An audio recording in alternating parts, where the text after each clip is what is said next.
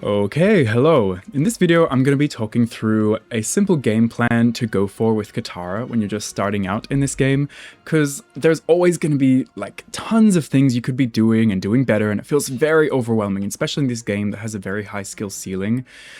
It can feel very confusing. So if I just talk you through what you should do at the start of the match, end of the match, one basic combo to go for, what like basic piece of Oki, and what one thing to do in neutral, it'll really like streamline the like brain static during a match. So instead of being like, oh, I could have done that, I could be doing this, oh my god, I'm not using this, I'm not using all of her moves, you don't have like 3 things that you're aiming for. It lets you just be more calm, comfortable, just get used to the feel of the game, get used to the feel of the character, and only then, once you've got those like fundamentals things that you're actually doing, then you can like start adding extra things on.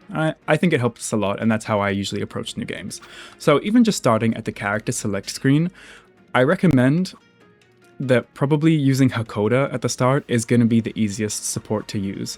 The water whip cancels and faster flow movement are very cool, and faster flow movement is also going to be easy to use, but I think having those extra icicles in neutral is going to be the most obvious strength you can give yourself. And also it gives like pretty easy combos as well. So now let's go into a match and talk about some simple things that we want to be going for with Katara. So let's just, before we talk about combos, because I know everyone loves combos, let's just quickly talk about neutral first, because especially in this game it's very confusing. And this is why I think I recommend starting with Hakoda, because her air icicle is kind of the simplest, almost like most like basic brain rot thing that she can do, just because that all of her other things that she can go for in neutral are a little bit complicated, like going for jumps into like whips and things is a bit strange. So just being able to jump into the air and throw a great projectile that covers a lot of the screen, and with Hakoda you can just throw 2 of them, you know, they can link into each other. If you get close to the opponent, you may even be able to get a combo off of the medium one. Depending on how high you are, of course. And then you get a link off of that, but it's just great screen control, very, very easy to do, and it just gives you something that you know you can go for. So when the opponent has blasted you full screen, or you've blasted them full screen, what am I going for? I don't have to bother going for water whip, jump, slide through, all this stuff. I can just be like, okay, let me go in the air. Now, what are some cool variations we can do in terms of this? When you're fully full screen, none of your things are going to connect, so honestly I recommend maybe just doing the super jump version of the light. So that's when you go do the quarter circle forward and then press upwards just before you press the light button. And then you do a really big jump, and then that has a higher chance of being able to hit the opponent. So even there, I was just a little bit in from full screen, and that can hit the opponent. So from full screen, I recommend doing that. And of course, you can just do another light one as well afterwards. Maybe get them to link together. Or if you think that like you're still not in an area where you want to throw a second one, you can always throw your like slow icicle in the air, which is cool. And if you're fully full screen, this is probably the one I recommend. Just jump back, throw this out, and then just, you know, run in. Or that's even when you have time where you can do like flow, jump in, and try to like do a little bit more of an evasive way in. Or even I find works really well is just like dash a bit and then do your low flow to slide in, because everything that the opponents are doing in neutral, like Korra's drop kick, Korra's projectile, most people's things that they just throw out. After I've dodged their projectile, I just dash in, slide under it, and then get a combo going from that icicle. Seems to work pretty easily. Or instead of taking the low route, you can take the high route, where you slide and do a high jump and then get a combo going that way. So that's a very, very simple approach to your neutral. Now, when we're close to our opponent, honestly, Katara has probably the best auto light combos in the game. So if you're mashing lights, I really don't think there's anything wrong with just doing her light auto combos, because like you can do, if you want to keep it really simple and you're really just starting out in this game, you can do something super easy like this, which does a good chunk of damage, a good amount of corner carry, and it can also easily link into supers to just give you that like good, decent 25% damage. Or if you feel a little bit more adept, you can go in for a little bit more complicated things like, which gives you a little bit more damage.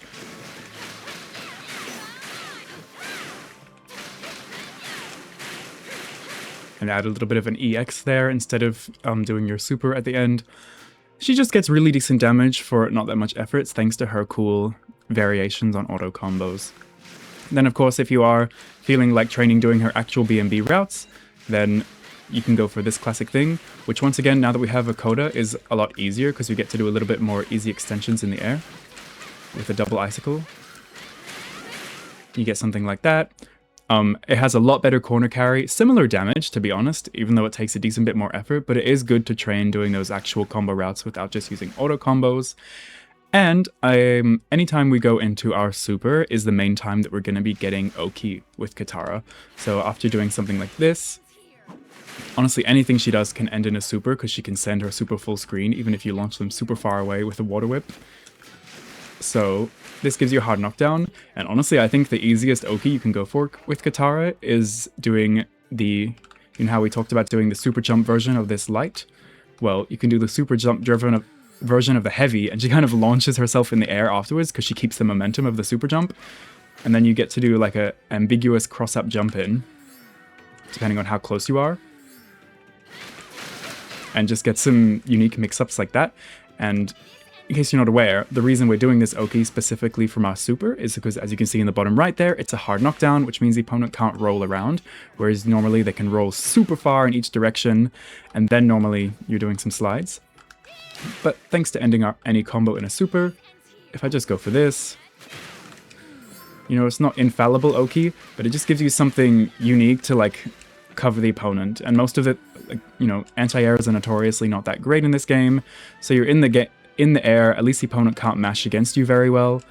Do be wary about them going for air throw, just be ready to press buttons, or you can even like throw another icicle or stuff to change your air trajectory, or stuff like that, and then still get combos off of it. So there's a lot of options you can do from this. I think it really messes up the opponent's timing and it just works well consistently, so I suggest going for that.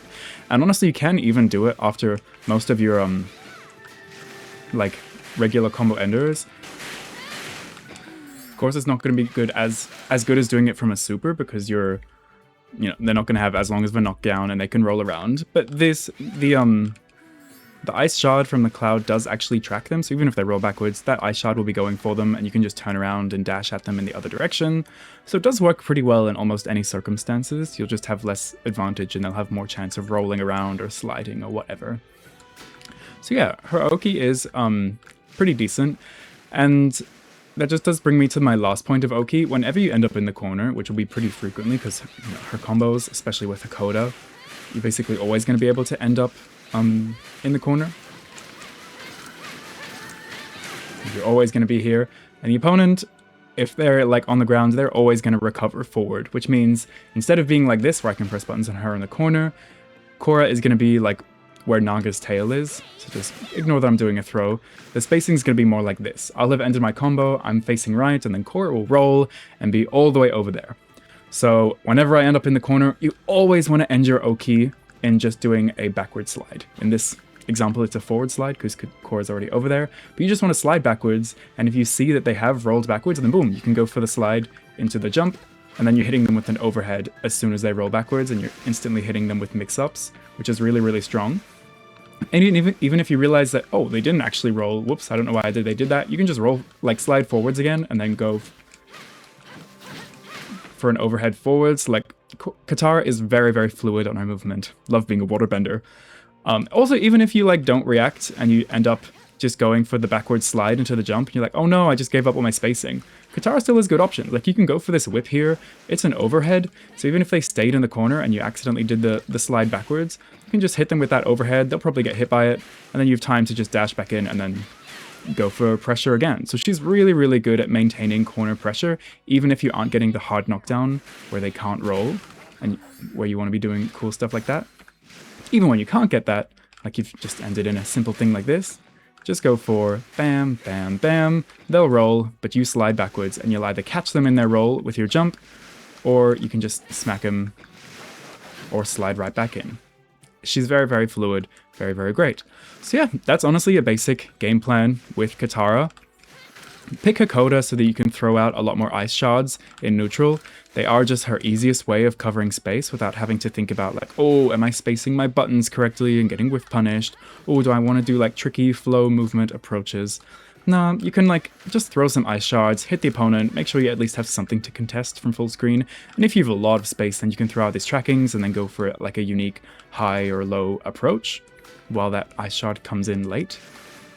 And then once you get your combos, really do not feel ashamed to go for auto combos with Katara, because they are just really proficient with her. And then when you get Oki, yeah, go for this like super jump ice shard, because it really does work well for her. You can get some mix-ups, it'll mix up the opponent, likely, and there's a lot of different ways you can vary it, either going into like a whip afterwards that continues the combo, or going down, whatever. And if you get a more softer knockdown, you always want to be going into a slide, particularly when you're in the corner, you want to go into a backward slide, because then you can catch them rolling around. And if they don't, then you just hit them with a whip. Yeah, that's a basic game plan for Katara. Good luck, everyone.